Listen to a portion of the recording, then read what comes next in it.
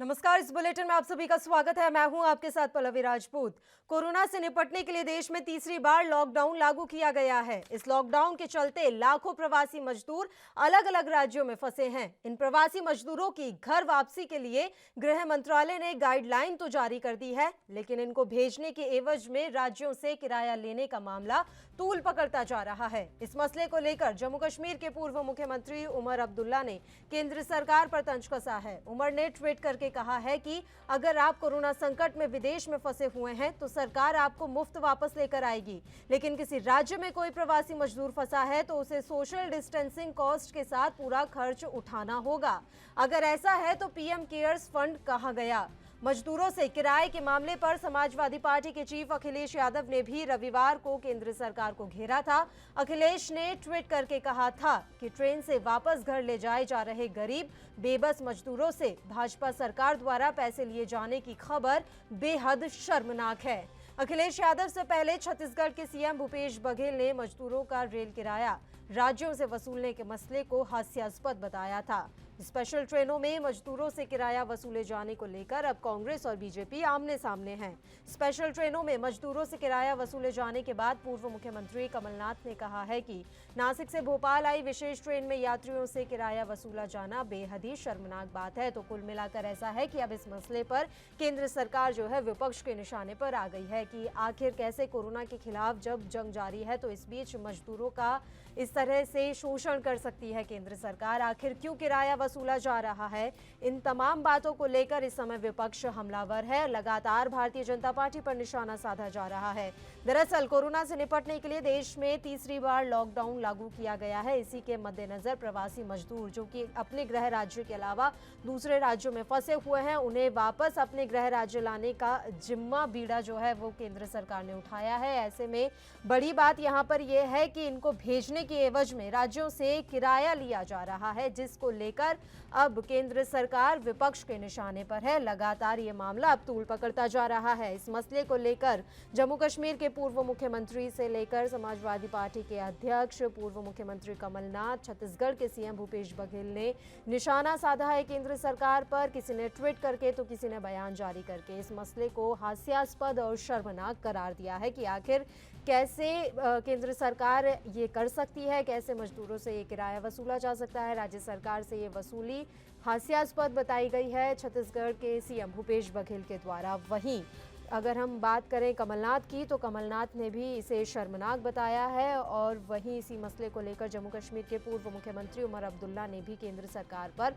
तंज कसा है। उमर ने ट्वीट करके कहा है कि अगर आप कोरोना संकट में विदेश में फंसे हुए हैं तो सरकार आपको मुफ्त वापस लेकर आएगी, लेकिन किसी राज्य में कोई प्रवासी मजदूर फंसा है तो उसे सोशल डिस्टेंसिंग कॉस्ट के साथ पूरा खर्च उठाना होगा।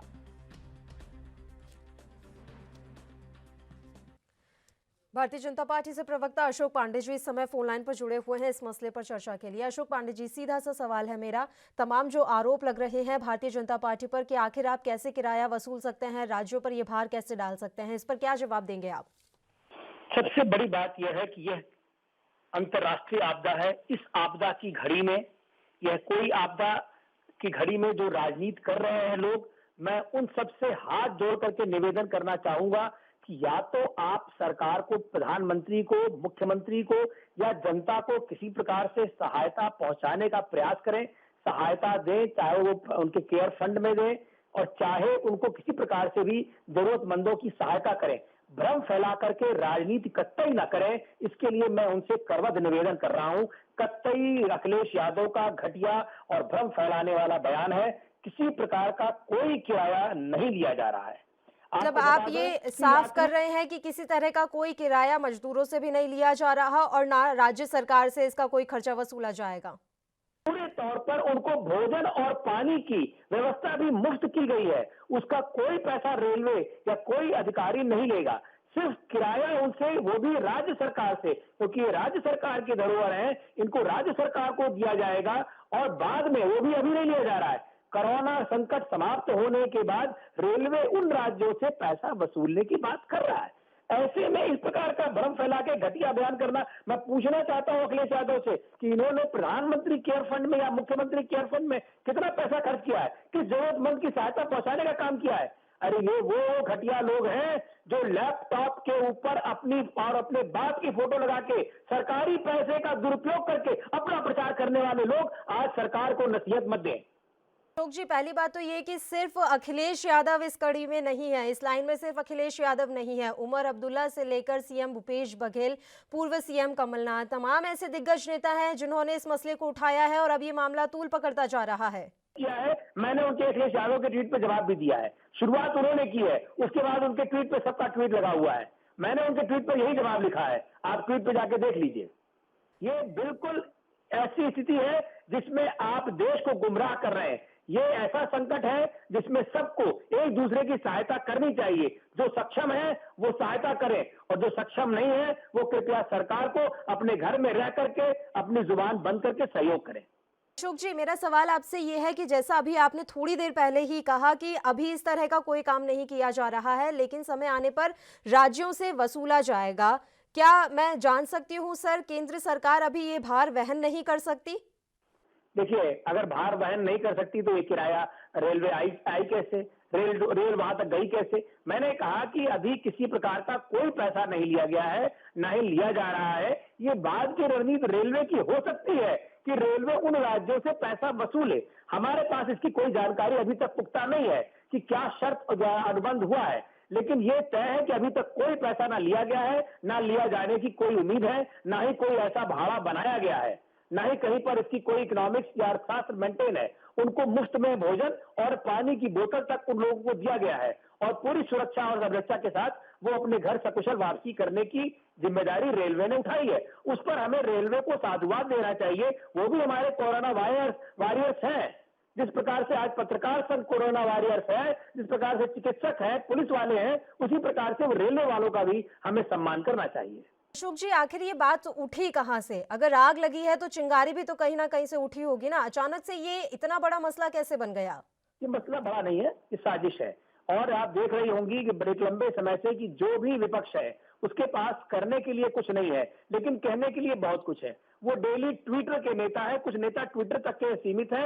वो आते हैं, ट्वीट करके बैठ जाते हैं। उसमें प्रियंका वाड्रा भी है, उसी में मंद बुद्धि बालक राहुल गांधी भी है और उसी में अखिलेश यादव ने भी किया है। मैंने अखिलेश यादव ने पहला ट्वीट इनका आया, उसके तत्काल बाद मैंने उनको जवाब दिया है और इन्हीं कड़े शब्दों में कि आप जैसे नेता को भ्रम फैलाने की साजिश का हिस्सा नहीं बनना चाहिए। आपको भ्रम फैलाने की साजिश से बचना चाहिए। अशोक जी, भ्रम फैलाने, अफवाहें फैलाने की आप बात कर रहे हैं। अफवाहें फैलाने वालों पर लगातार कार्रवाई की जा रही है, तो क्या सरकार की तरफ से नेताओं के खिलाफ भी कार्रवाई की जाएगी जो इस तरह की अफवाहें फैला रहे हैं, जैसा कि आप कह रहे हैं? हाँ, ये अफवाहें फैलाने वालों पे कार्रवाई की जाती है, लेकिन जो इस तरह की अफवाहें हैं वो तो हम लोगों के प्रति जवाबदेही बनती है।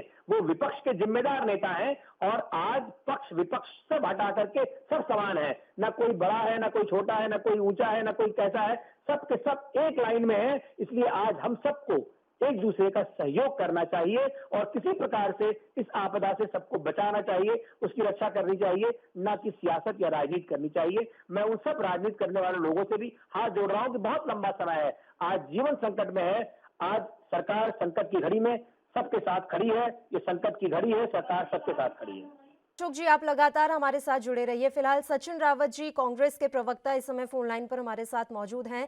सचिन जी, आखिर अफवाहें क्यों फैलाई जा रही हैं? भारतीय जनता पार्टी की माने तो किसी तरह का कोई किराया वसूला नहीं जा रहा है और विपक्ष लगातार हमलावर है इस मामले को लेकर, आखिर क्यों? देखिए पल्लवी जी, आपने देखा होगा जिस प्रकार से रेलवे मिनिस्ट्री की ओर से आपने देखा होगा कि जब श्रमिक वर्ग है जो इनके लिए रेल लगाई गई थी केंद्र सरकार के द्वारा उनको वापस प्रदेश जाने के लिए, उसमें से एक्स्ट्रा चार्जेस जरूर लगे थे। आपने देखा होगा कि मेरे पास तो अभी भी एक पत्र है मिनिस्ट्री का, और उसको इस समय लगा रहे हैं जब मजदूर के पास ना खाने के पैसे हैं, ना घर जाने के पैसे हैं, ना किसी प्रकार के उनके पास और भी आर्थिक सहायता है। तब मिनिस्ट्री द्वारा अगर इस प्रकार का चार्जेस लगाया जाता है तो ये बड़ा ही दुर्भाग्यपूर्ण है, क्योंकि ये आपने देखा होगा कि लाइन खिंच गई है हमारे देश में अमीर और गरीब के बीच में। आप अमीरों को फ्री में लेकर के आ जाते हैं विदेश से, और गरीबों के लिए जो श्रमिक वर्ग है, जो देश की ताकत है, आप उसके लिए अगर एक्स्ट्रा चार्जेस लगा रहे हैं इस समय, अगर उसे टिकट भी ले रहे हैं तो ये दुर्भाग्यपूर्ण है, क्योंकि उनको फ्री सुविधा उपलब्ध करानी चाहिए। क्योंकि जो श्रमिक वर्ग है वही देश को बनाता है और वही देश की नींव होता है। अगर उनके साथ इस प्रकार का व्यवहार होगा तो कहीं ना कहीं ये सरकार के द्वारा दोहरा चरित्र है। अशोक जी हमारे साथ लगातार जुड़े हुए हैं। सचिन जी, उनका ये कहना है कि अभी तक किसी से भी कोई टिकट नहीं लिया गया है, किसी से कोई किराया नहीं वसूला गया है, ना किसी राज्य को ये करने के लिए कहा गया है। हालांकि आने वाले समय में रेलवे इस तरह की रणनीति बना सकता है, लेकिन अभी फिलहाल किसी मजदूर से कोई किराया नहीं वसूला गया है। पल्लवी जी, मेरे व्हाट्सएप पे मेरे मेरे उस पे एक टिकट पड़ा हुआ है, वो गोरखपुर का टिकट है। आने वाले का पता सूरत से है। उसमें स्पष्ट तौर पे टिकट लिया गया है और टिकट ऐसे ही अन्य मजदूरों से भी लिया गया है। जब तक टिकट होगा नहीं तब तक मजदूर नहीं झूठ बोलेगा, क्योंकि वो इतने दिन वहां रहा है, उसको आर्थिक सहायता नहीं मिल पाई, उसको भोजन नहीं मिल पाया। अगर घर भी जा रहा है तो अगर टिकट लग रहा है तो सरकार लगातार निरंतर झूठ बोल रही है। इससे पहले जब लॉकडाउन हुआ था तब भी कहा गया था कि सरकार श्रमिकों के साथ में, उनको खाना मुहैया होगा, उनको और भी चीजें मुहैया होगी, लेकिन श्रमिक वर्ग के साथ में आपने देखा होगा कई फुटेज आई हैं।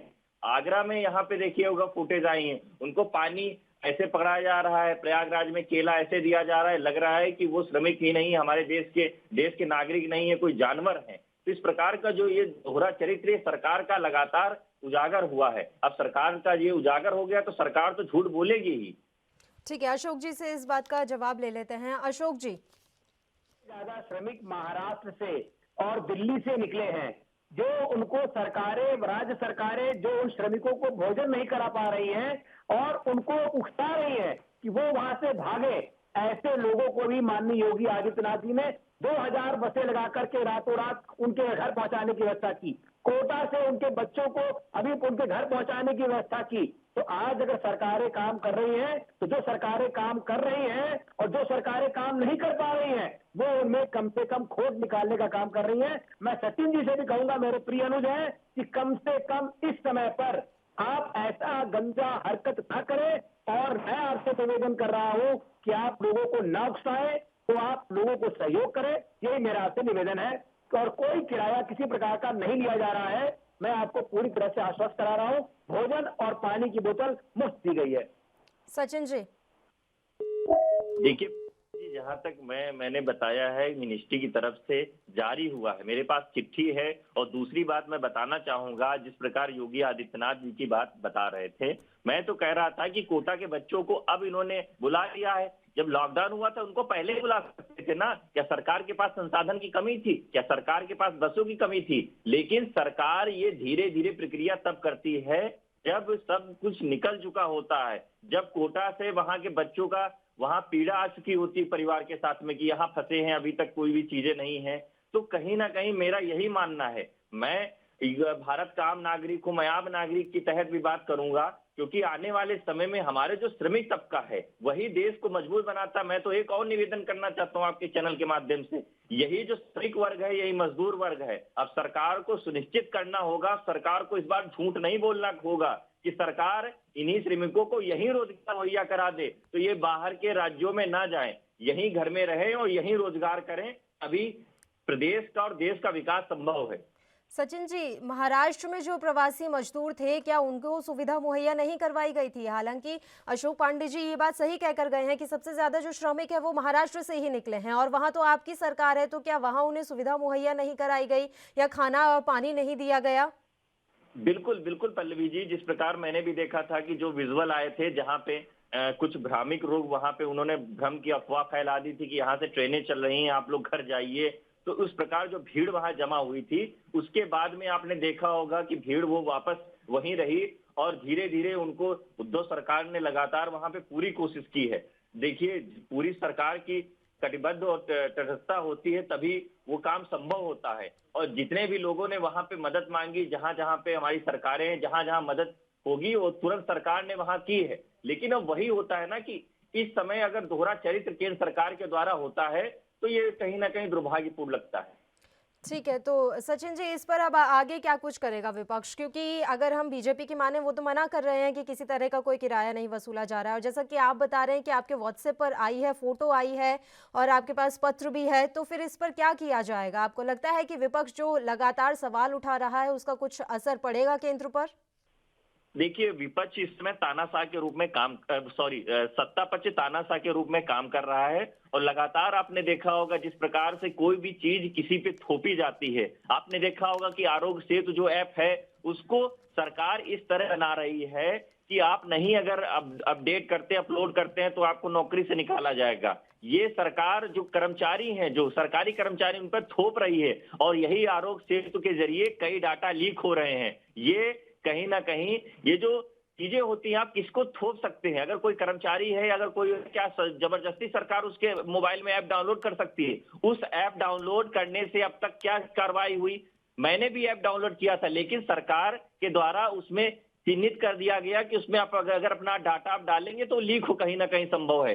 तो सरकार जब ऐसे मौके, जब ऐसी महामारी होती है, तो इस प्रकार के जो प्रोग्राम्स लेकर के आ जाती है, ये कहीं ना कहीं मेरा मानना है कि सरकार अपने महत्वाकांक्षाओं के लिए, अपने लोग अपनी चीजों को आगे करने के लिए वो इस प्रकार के ऐप और इस प्रकार की चीजों को लेकर के आ जाते हैं। जी। आज अगर मोदी जी कह देते ना मन की बात में, वो कह देते कि मैं श्रमिकों के लिए ट्रेन लगा रहा हूं, मैं सबको फ्री सुविधा दूंगा, तो विपक्ष सवाल उठाता ही ना। लेकिन प्रधानमंत्री जी इस बार तो आए ही नहीं। इस बार पता नहीं क्यों नहीं आए। जो लॉकडाउन आपने फोर्स बढ़ाया है, आप बता दीजिए।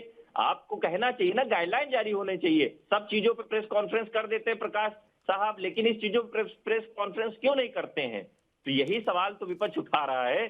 अगर विपक्ष के सुझाव नहीं मानते तो आने वाले समय में जनता जनार्दन है, वो तो ठीक है जनता सर। डिसाइड करेगी क्या होना चाहिए क्या नहीं। ठीक है सर, बहुत बहुत शुक्रिया तमाम चर्चा के लिए आप हमारे साथ जुड़े। फिलहाल वरिष्ठ पत्रकार महेंद्र मंगल जी इस समय फोन लाइन पर हमारे साथ जुड़े हुए हैं। महेंद्र जी, क्या सच है क्या झूठ को समझ नहीं आ रहा। बीजेपी की माने तो किसी तरह का कोई किराया नहीं वसूला गया है, वहीं विपक्ष तमाम सबूत रख रहा है। कोई कह रहा है कि हमारे पास टिकट की फोटो है, कोई कह रहा है कि पत्र है हमारे पास।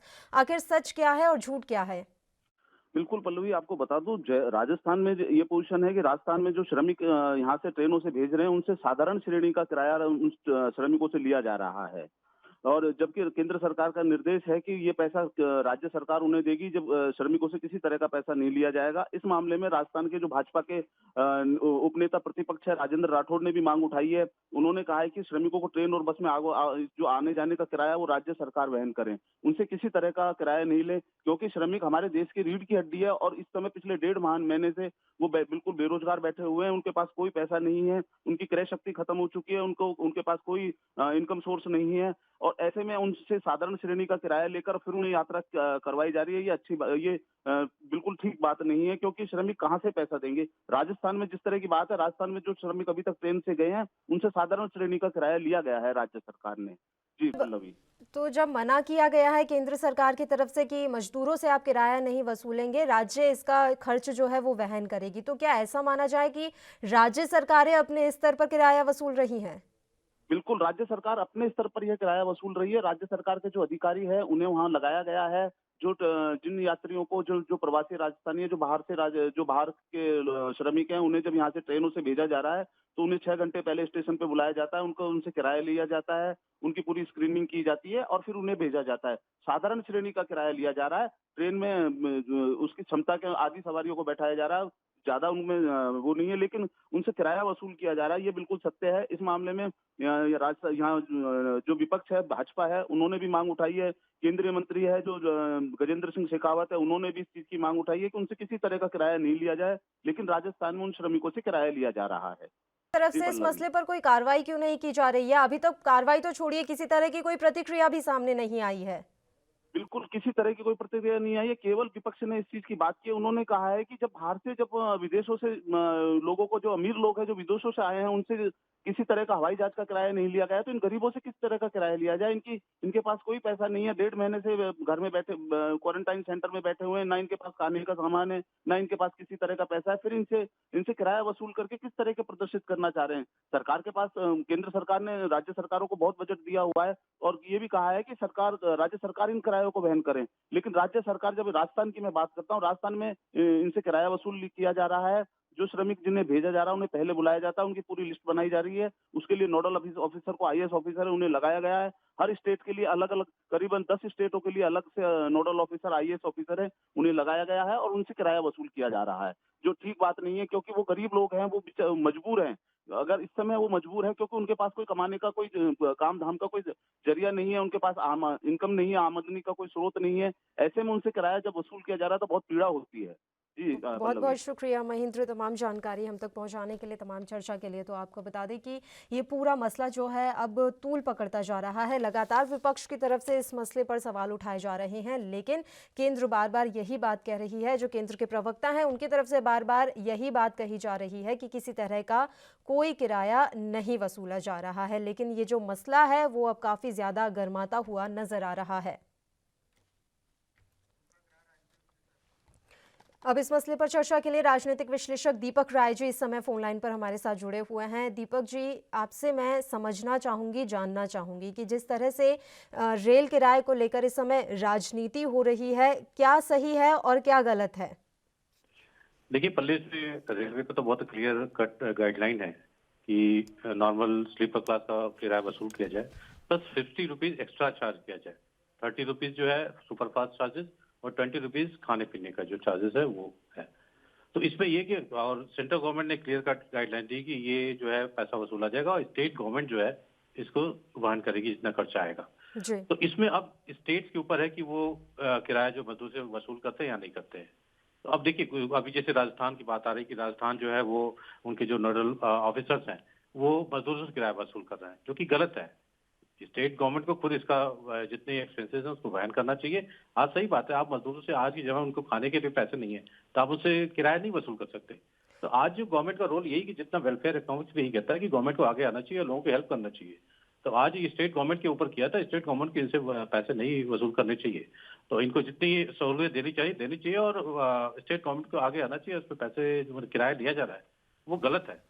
तो कई जगह से ये केसेस आए कि मजदूरों से किराया लिया जा रहा है, तो उसको गवर्नमेंट को देखना चाहिए। बिल्कुल, जिस तरह के संकट काल में अभी हम गुजर रहे हैं उस काल में इस तरह का कदम उठाना वाकई में बहुत गलत है। आपका बहुत बहुत शुक्रिया दीपक जी, तमाम चर्चा के लिए आप हमारे साथ जुड़े। तो पूरे देश में इस समय रेल किराए का मामला जो है वो गरमाया हुआ है। विपक्ष लगातार हमलावर है केंद्र सरकार पर। वहीं अभी तक केंद्र सरकार की तरफ से किसी तरह का कोई आधिकारिक बयान सामने नहीं आया है। अब ये तो देखने वाली बात होगी कि ये मामला कितना आगे तक जाता है।